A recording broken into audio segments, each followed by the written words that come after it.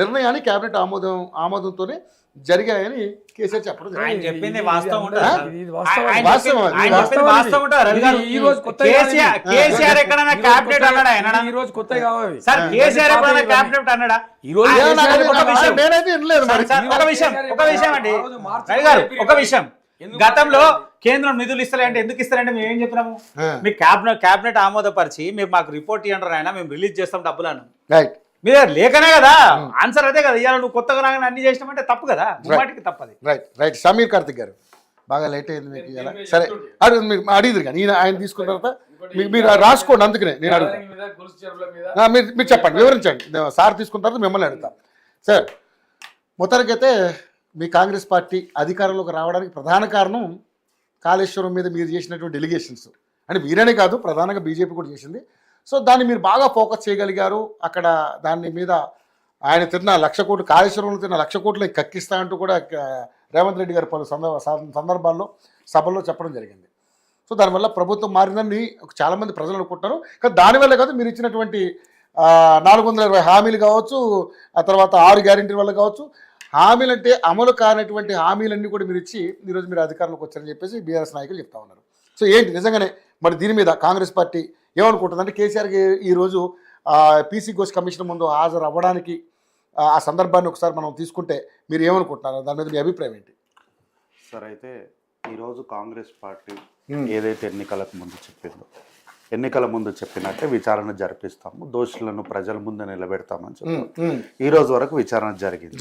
అయితే ఒక చిన్న సవరణ సార్, మీరు అన్న అంటే వాళ్ళ ఆరోపణలుగా మీరు అన్నమాట ఏంటంటే 420 హామీలను వాళ్ళు అంటున్నారు కదా, నేను ఛాలెంజ్ చేస్తా, ఓపెన్ ఛాలెంజ్ చేస్తా. నేను ఈ చర్చ అందుకే ఈ టాపిక్ ని నేను డైవర్ట్ చేయకుండా అదే డైవర్ట్ చేయకుండా 420 హామీలను వాళ్ళు మా పని ఆరోపణ చేస్తున్నారు కదా, వాళ్ళ పార్టీ నుంచి ఎవరు వస్తారనో రమ్మని చెప్పమానండి. ఎవరైనా రమ్మనండి, నేను వస్తా. 420 అన్నారు కదా, ఫస్ట్ ఆ నెంబర్ని ప్రూవ్ చేయమనండి, నేను చర్చలో పెట్టుకుంటా.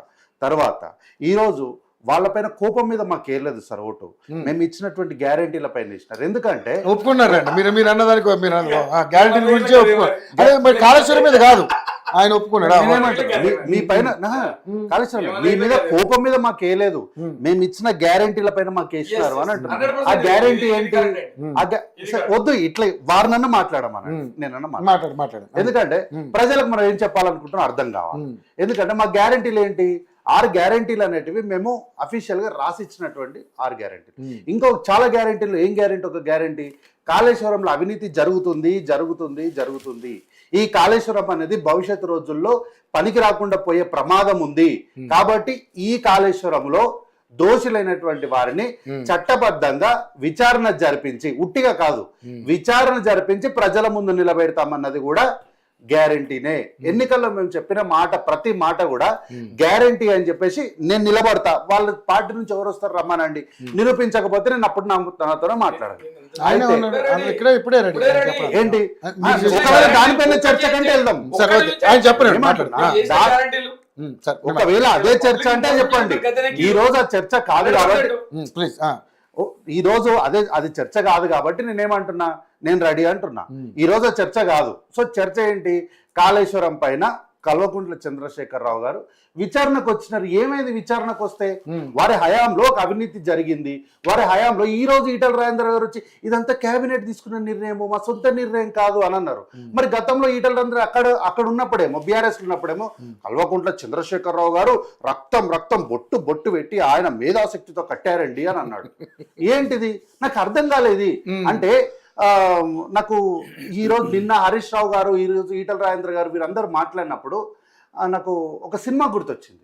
వెంకటేష్ గారితో ఒక సినిమా ఉంటుంది దృశ్యం అని. వారి ఇంట్లో కూర్చోబెట్టి భార్యకు, బిడ్డలకు, అందరికి పూస ఒకటే స్టోరీ. మేము సాయిబాబా టెంపుల్ కి వెళ్ళాము, టికెట్లు తీసుకున్నాము, థియేటర్ కి వెళ్ళాము, సినిమా చూసాం, వచ్చాం. యాజ్ ఇట్ ఈస్ ఇంతే కదా. హరీష్ రావు గారు ఏం చెప్పేసి అయితే వెళ్ళారో, ఈటల రాజేంద్ర గారు ఏ మాటలు అయితే చెప్పేసి వెళ్ళారో, అయ్యే మాటలు అవే పలుకులు హరీష్ రావు గారు మాట్లాడారు. కమిషన్ ముందు వీళ్ళు ముగ్గురే కదా విచారణకు హాజరవ్వాల్సింది, ముగ్గురు మాట్లాడుకుని ఉంటారు కదా సార్. దాంట్లో విచిత్రం వచ్చింది సార్ పాయింట్. ఎట్లా మాట్లాడుకుంటారు? మీరంతా ఒక పార్టీలో లేరు కదా, మీరు వేరే పార్టీలో ఉన్నారు. ముగ్గురు కూడా అవినీతి ఎదుర్కొన్నారు కాబట్టి ఇప్పుడు ఏకమయ్యారు కదా. వీళ్ళవి ఏంటి ఇప్పుడు వాళ్ళు బయటపడాలి దాంట్ నుంచి. కమిషన్ దగ్గర నుంచి మనం ఏదో ఒక రకంగా మసిపూసి మారడికాయ చేసి ఇది గుమ్మడికాయ కాదు పుచ్చకాయ అంటే మనం నమ్మించాలి. దానికి ఏం చేయాలి? హరీష్ రావు ముందు ఎవరు పోతున్నారు? అన్న ఈటల నువ్వు పోతున్నావు కదా, నువ్వు ఏం చెప్పినావు నాకు చెప్పు, నేను యాజ్ గా చెప్పొస్తా. గింద ముచ్చట గవ్వే పలుకులు యాజ్ ఇట్ ఈస్ గవ్వే పలుకులు వచ్చి హరీష్ రావు గారు మీడియా ముందు చెప్పిపోయారు. వీళ్ళు ఎవరు చెప్తారు సార్? అమాయకులు చిన్న పిల్లలకి ఎల్కేజీ పిల్లలకి చెప్పినట్టు ఆడ నీళ్లు లేవు కాబట్టి ఈడ కట్టినామని. మీ ఇష్టమా సార్ అంత? ఇది మీ ఇంటి పంచాయతీ? మీ ఇంటి పంచాయతీ సార్. సార్ ఆఖరికి ఇల్లు కట్టేటప్పుడు చిన్న చేంజెస్ ఉంటే కూడా ఇంజనీర్ వచ్చి సడన్గా వచ్చి సార్ ఇట్లా కడితే కుదరదు, ఇట్లా కడితే ఇబ్బంది అవుతుంది అని అంటే సరే కట్టండి అంటారా? సహజంగా అంటే అందరూ అట్లా ఉండారని నేను అన్నాను.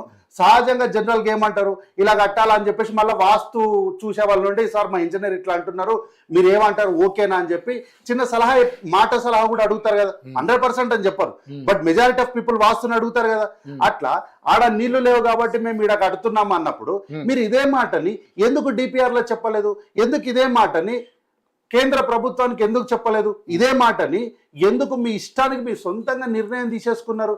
ఈ రోజు వచ్చి సార్ గతంలో చంద్రశేఖర్ రావు గారు ఈ కాళేశ్వరం గురించి ఏం మాటలు మాట్లాడినాడో మనందరికీ గుర్తుంది కదా. ఏమన్నాడు?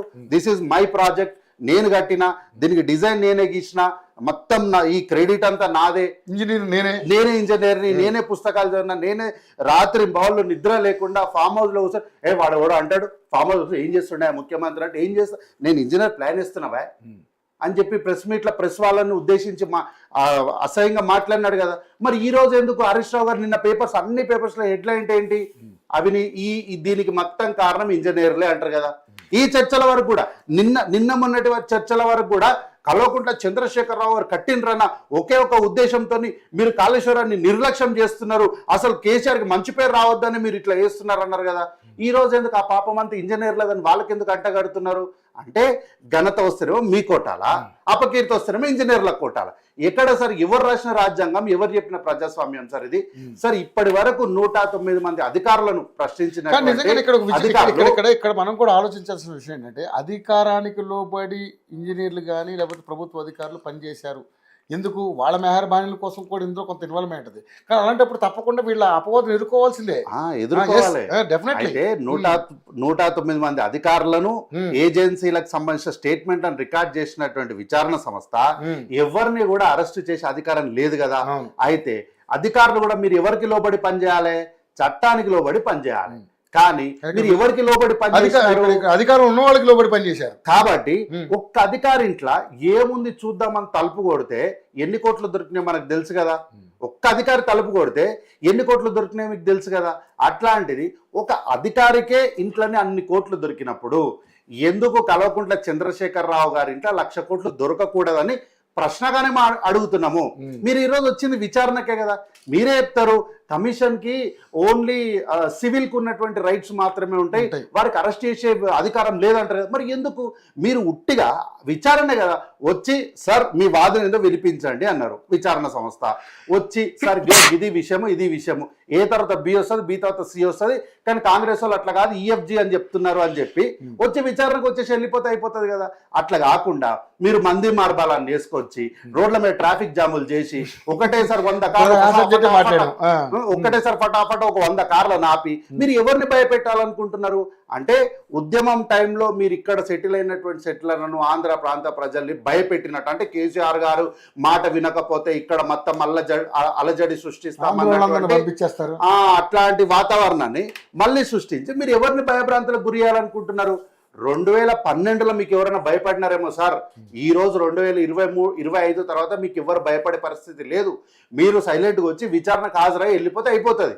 అయితే నేను మధ్యాహ్నం వేరే దగ్గర మాట్లాడుతూ ఉంటే నాకు ఒక మిత్రుడు పంపించిండు, ఒక మెసేజ్ పంపించాడు. ఏంటి తెలుసా సార్, అందరినీ కూడా గ్రీన్ కలర్ టవల్ మాత్రమే వేసుకొని రమ్మన్నారట. అంటే దాని కారణం ఏంటి తెలుసా? ఇప్పుడు కవిత గారు కొత్తగా పింక్ కలర్ టవల్ వేసుకుంటారు, వారు వేరే కలర్ టవల్ వేసుకుంటారు. సో దానికి దీనికి ఏమి తేడా ఉండకూడదు అన్నట్లు కార్యకర్తలు అందరు వీళ్ళు గ్రీన్ కలర్ టవల్ వేసుకుంటారు, వాళ్ళు గ్రీన్ వైట్ గ్రీన్ వేసుకుంటారు. కాబట్టి అంతా కలిసిపోతుంది, మా దగ్గర విభేదాలు ఏం లేవని చెప్పడానికి ఒక ప్రయత్నం కూడా చేసినారు. కలుసుకున్నారు కూడా. అదే అంటున్నా. ఇది ఏంటంటే వాళ్ళ గురించి తప్పు నేను వాళ్ళ గురించి ఏం మాట్లాడుతున్నాను, ఈ రాష్ట్ర ప్రజల గురించి మాట్లాడుతున్నా. నేను ఈ రాష్ట్ర వద్దు వద్దు సార్ వద్దు ఇట్లా చేస్తే వారు ఒక్క మాట కూడా మాట్లాడి వాళ్ళ కుటుంబంలో వాళ్ళకి రకరకాల విభేదాలు ఉండొచ్చు. మీరు చెప్పండి. వాళ్ళ కుటుంబం గురించి మాట్లాడతలేను, నేను ఈ రాష్ట్ర ప్రజల గురించి మాట్లాడుతున్నా. నేను ఈ రాష్ట్ర ప్రజల గురించి మాట్లాడుతున్నా. మీరు కల్వకుంట్ల చంద్రశేఖర్ రావు గారు ఇందులో అవినీతి చేసిరు, ఇది ఒప్పుకోవాలి మీరు, ఇది మేము నిరూపిస్తామని చెప్పినాం, నిరూపిస్తున్నాం. కాంగ్రెస్ పార్టీ ప్రభాకర్ కల్వకుంట్ల చంద్రశేఖర్ రావు గారు కాళేశ్వరంలో అవినీతి చేసిరని చెప్పినాము, విచారణ చేస్తామని చెప్పినాం, విచారణకు ఆదేశించాం, తీసుకొచ్చాం. వారు మే 2024 నాడు నా ఆరోగ్యం బాగోలేదంటే వారికి సంవత్సరం టైం ఇచ్చినాం. సంవత్సరం తర్వాత వారు వచ్చినప్పుడు గమ్మున రావాలి, విచారణకు హాజరు కావాలి, విచారణకు ఏముందో విచారణాధికారికి చెప్పాలి, నివేదిక తీసుకోవాలి, సంతకం పెట్టాలి, వెళ్ళిపోవాలి.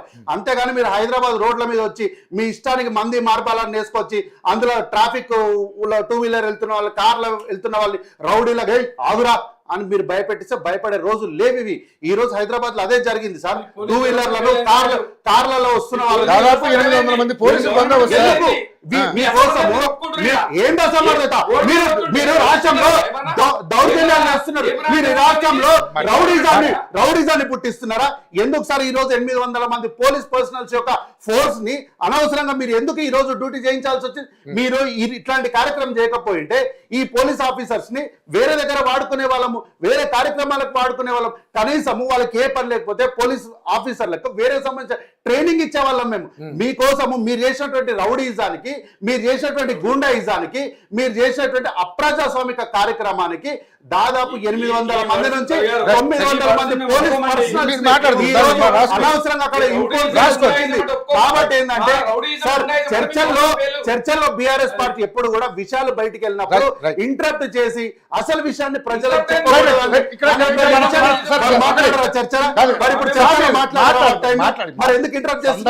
సందర్భాన్ని కాకుండా అనేక రకాల అంశాలు కూడా వస్తుంటే మాట్లాడచ్చు. కానీ దీన్ని నేనేమంటున్నానంటే మెయిన్ సంబంధించినటువంటి ఏదైతే మనకు కాళేశ్వరం ఉందో ఆ విచారణ కమిషన్ కి కేసీఆర్ గారు హాజరైన దాని మీద మనం మాట్లాడదాం. ఇలాంటి అన్ని కూడా తర్వాత మనం మాట్లాడదాం. మనకి ఇంకా బోల్డ్ చేసుకోవాల్సిన ఉన్నాయి. చెప్పండి. నేనేమంటున్నా, కాళేశ్వరం అనేది 2 పిల్లర్లు కుంగినాయని వాళ్ళు చెప్పినంత ఈజీ కాదు సార్. అది చాలా వాళ్ళు అదే చెప్పుకుంటున్నారు. దాన్ని మీరు రిపేర్ చేయించకపోవడం, రిపేర్ చేయించకుండా రిపేర్ చేయాలా వద్దా అన్నది ఎన్డీఏసీ రిపోర్ట్ మీద ఆధారపడి ప్రభుత్వం నిర్ణయం తీసుకుంటది. ప్రశ్న ఏంటి, మీరు దీన్ని ఎప్పుడు ఇనాగరేట్ చేయించారు? 2019 తర్వాత ఇనాగరేట్ చేయించారు. దీన్ని ఇనాగరేట్ చేయించడానికి ఎవరు లేకుండా సార్, అమరవీరుల కుటుంబాలు, అమరవీరులు ఎవరు లేకుండా మీరు పక్క రాష్ట్రం ఉన్నటువంటి జగన్మోహన్ రెడ్డి గారిని ఆయన మెహర్బానీ కోసం తీసుకొచ్చి ఇక్కడ ఇనాగరేట్ చేసిన తర్వాత ఎన్ని సంవత్సరాలకు అది పర్యలొచ్చింది? మేము చెప్పేది ఏంది, ఇక్కడ అవినీతి జరిగింది, ఇక్కడ నిర్మాణ లోపం ఉంది అనేది కదా మొదటి నుంచి మేము చేస్తున్నటువంటి కమిషన్ తేల్చిందా అనేది కూడా ఇక్కడ పాయింట్. అదే సార్, కన్స్ట్రక్షన్ లా ఎన్టీపీసీలో సంబంధించినటువంటి ఫ్లై యాష్ ని వాడి నిర్మాణంలో అత్యంత ఘోరమైనటువంటి నిర్లక్ష్యాన్ని వ్యవహరించారు సార్ వీళ్ళు. అక్కడ 165 టీఎంసీలకు సంబంధించి 75% ఆఫ్ నీటి లభ్యత ఉన్నప్పటికీ కూడా అక్కడ నీళ్లు లేవని అబద్ధం చెప్పారు వీళ్ళు. అబద్ధం తప్పు కదా. మళ్ళీ మాట్లాడదాం. రాజకీయ విశ్లేషకులు అడిగి ఆయన అభిప్రాయం తీసుకున్న తర్వాత మళ్ళీ మనం కంటిన్యూ చేద్దాం.